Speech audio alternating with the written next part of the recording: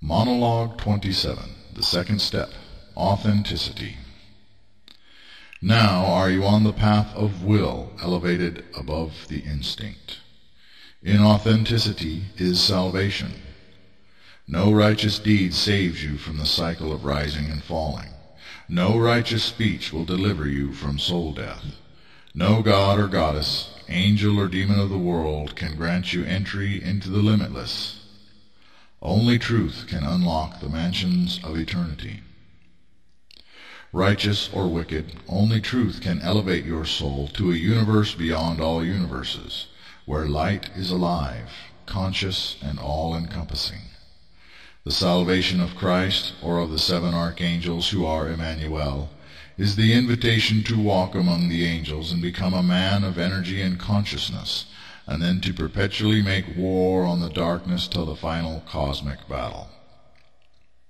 The invitation I give you is for ascension to a realm where no conflict exists.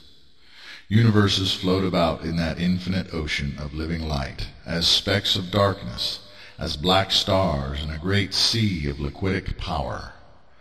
The amnesia of all incarnations is stripped away in a state of perpetual bliss and a condition of complete contentment that never ends.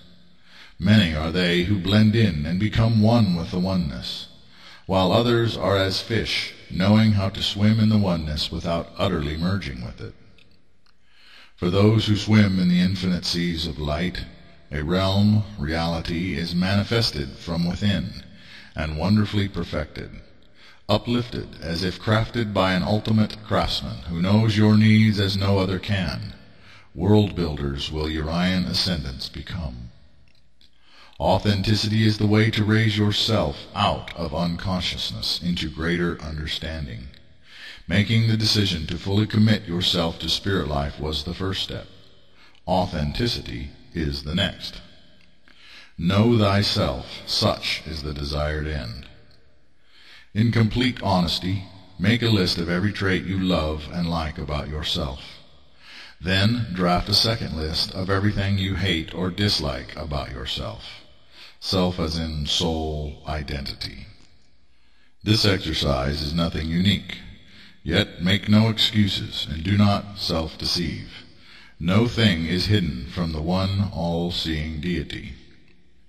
Whether your will is to reach the highest realms of the angels or step into the limitless, here is a step that must certainly be taken, lest you would become just another transient soul in the solar kingdoms, who will be left there as the spirit descends to learn more lessons. What is your highest passion? What earthly, fleshly want and pleasure consumes most of your thinking, speaking, and doing? If a conversation starts, what are you likely to want to discuss, or what will you try to turn it toward? Is it sports, sex, drugs, and alcohol? Perhaps it is business or politics, or even just to yourself, boasting of your accomplishments, or spewing out your emotional baggage. Many are those whose favorite topic is themselves, their lives, activities, and opinions, events during their day, etc. Every discussion brought back to the I and me. No judgment. Just evaluate with as much neutrality as you can obtain. What do you love, and what do you hate? Do you really hate what you love, or love what you hate? Consider. Contemplate. Authentically. Authenticity is the way. Consider if you are really so unhappy with being unhappy. Are you able to delve deeper? Motives hidden beneath the obvious motives are where truth lies, as fear is usually hidden behind hatred, though hatred can also be rooted in justifiable disgust. Is it sports that you love, or is it the dream of being a great athlete yourself? And with great athleticism, what? To be beautiful, powerful, admired, and desired? Deeper still, to feel loved, to feel special, or to have the respect and adoration of men and women.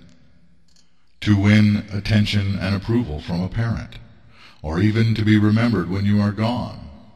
Deeper still, deeper still. Is it the camaraderie of watching sports with family and friends? The sense of sharing a common bond and belonging as you cheer with others for a favorite team, celebrating when they win and complaining together when they lose? Maybe you don't even like sports at all, but rather the community of sports fans. Or perhaps it is the love of competition, the highs of triumph and the lows of defeat. Sex and more sex. Many chase this passion. Yet is it really sex that you love, or the idea of sex? Are you so good at it that you always feel up to the challenge? Is it the hunt itself, or do you need to be approved of by the opposite gender? When a woman gives in when she is willing, are you validated? Does it make you feel worthwhile as a man? Or if a man desires you, O woman, does your sense of power rise, or does your self-image improve then? Is it all about love, belonging, and being wanted? When intercourse is had, are you fulfilled in the end? Or are you left feeling empty and unfulfilled deep within, only to seek a new partner and repeat the same pointless quest again and again? Drugs and liquor, as an end unto themselves, is rare. Consider the consequences that such false saviors lead people into. Escape, but from what? To numb the senses, but why? To obtain an altered sense of self or another state of consciousness? As was said in a popular movie, the path to the dark side is easy, quicker. Any enlightenment achieved from drugs or alcohol is illusory, a descent into the Klepothic. Go deeper in contemplating your lists of love and hatred. Do you really want to be at peace, or do you yourself consistently make the choices that fill your life with drama and pain? If so, then perhaps it is the drama and the pain that you subconsciously need and thrive upon, just like the vanities. Are you truly conscious of good and evil?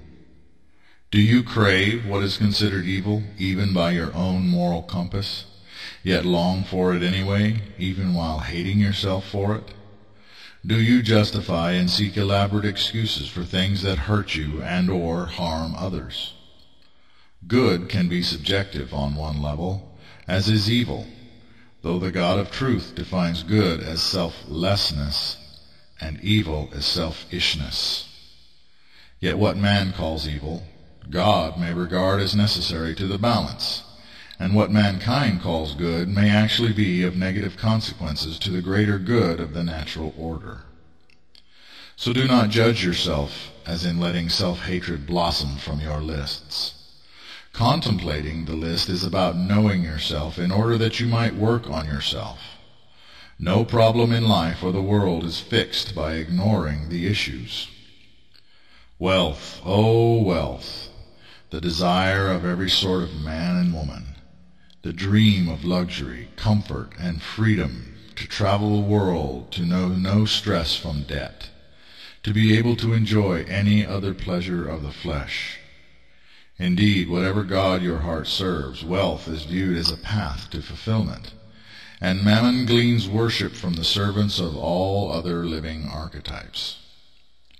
The religious also dream about the good they might accomplish for their faith, and then, when they have wealth, wind up spending it primarily on themselves anyway. The sex worshipper dreams of all the women he might bed, or the handsome man she could win, if only she could purchase bigger breasts or a better face. The rich man knows the reality. Every person the rich man meets wants to take it away. Every government and charity wants a piece. Every member of his family dreams, even if in fleeting ponderings, of the rich man's death and what treasures may then fall into their laps, while unscrupulous ones seek to swindle and con, or even plot murder, blackmail, and kidnapping as means by which to take for themselves what the wealthy one has. And all are driven by the want for the dream of luxury, comfort, and freedom, which is a false dream, for with wealth comes burden and worry, and the reality that rare is a friend or relative who just loves you for who you are. Even God and the angels themselves expect much from the rich man, and that burden I will not remit. For as it is written, so I write again, where much is given, much is required. Aspirant is your name if you are come this far in truth and spirit, and move toward the third step on the way.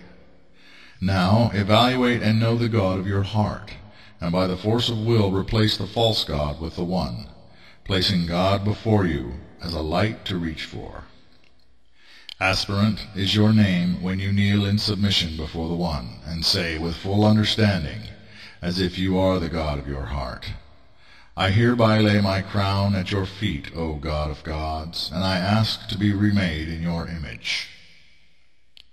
Note 1. Klipothic is a Kabbalistic term referring to the lower tree, or the tree of the knowledge of good and evil, also known as the tree of death, the hells or negative planes of existence.